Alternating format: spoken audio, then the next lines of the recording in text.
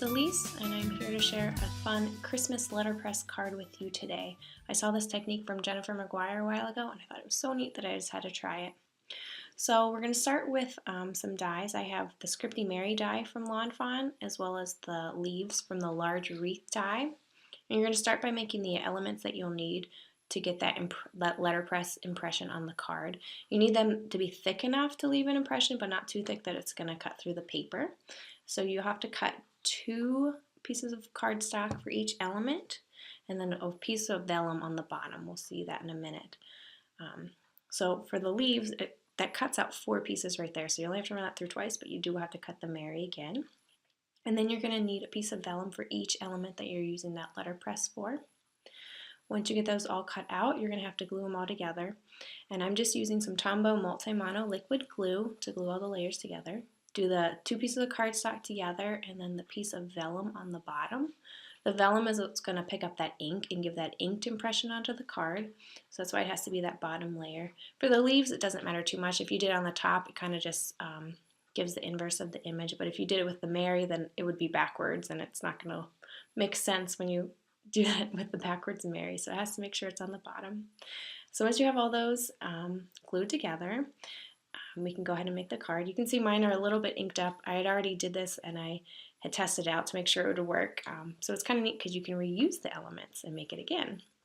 So I'm using a piece of white cardstock there, and I'm using the ink. I'm inking up the Mary right now with the Lawn Fawn Wild Rose ink. You flip it over and just on that vellum layer, just rub your ink pad along that vellum layer, get it all inked up. And once it's done, you just very carefully pick it up. Be careful not to get ink all over yourself and rub off that vellum layer. And just very carefully set it down where you're going to have it on your cardstock. For the leaves, I'm using Lawn Fawn's freshly cut grass green ink.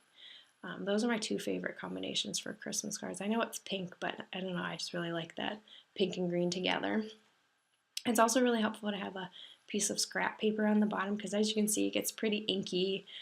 There's ink all over it, and I had ink all over my fingers too, so you just have to be careful when you're picking that up very carefully and setting it on that cardstock, wherever you're going to have it.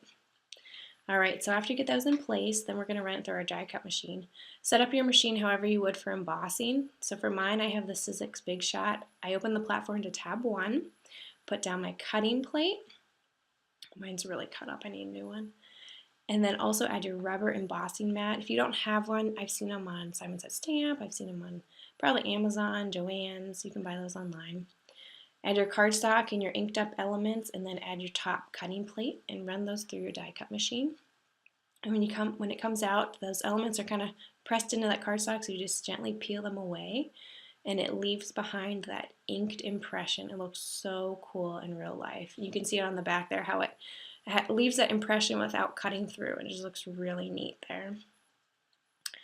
Alright, so we're going to keep adding to the card. We're going to use this Christmas sentiment from Lawn Fawn's Cheery Christmas stamp set. I'm going to be embossing on some black cardstock. So I'm using the Perfect Crafting Pouch from Scrap Perfect. It's like a powder tool used for embossing, so you don't get embossing powder everywhere. So like I said, I'm using that Christmas sentiment, and I'm just going to stamp that in some Versamark ink onto some black cardstock. Get that all set up. And then to emboss, I'm going to be using Lawn Fawn's white embossing powder. Add that to the black cardstock. And once it's all set up, I'm going to use my heat tool and heat set that. So this is a really neat technique, and I really want to try it with some other cards. I want to do a birthday card. It'd be really cool with that scripty happy and a birthday sentiment and maybe different elements on the bottom, but there's a lot of variations you can do with it, so I'm excited to try it out some more. After that is set, I'm just going to cut it out with some scissors. You could use your paper trimmer and be more exact, but I just kind of eyeballed it and trimmed it out of that black cardstock. So now we're going to attach it to the card. I'm using some foam tape just to pop that up a little bit on that cardstock panel. And then I'm going to add that just in between the Mary and those leaves, just kind of offset a little bit to the left there. To finish it, I'm going to add some clear sequins. The mix I'm using, I think it's a Christmas mix, has some reds and greens, but any sequins that you have. You could also do Nouveau drops. I mean, there's a bunch of different ways you could add a little bit of detail to it. And I'm just using some liquid glue to hold those sequins in place. Used 3 of them, just kind of added them around the sentiment there. So just finishing gluing that down. All right, and once it's done, then I'm going to make my card base. I just did a standard A2 size card, so it's 5.5 by 4.25 inches. Made that, and then I'm also going to be adding some double-sided tape to the back of that cardstock panel to attach it to the card base.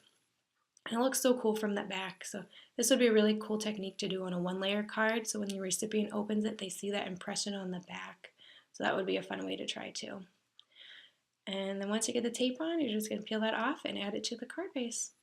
That's pretty much going to finish up the card. So this is a really cool technique. I hope you give it a try. And I really like how it turned out. So thanks so much for watching. Hope you have a great day. And don't forget to follow us on Facebook and Instagram for more inspiration. Thanks. Bye.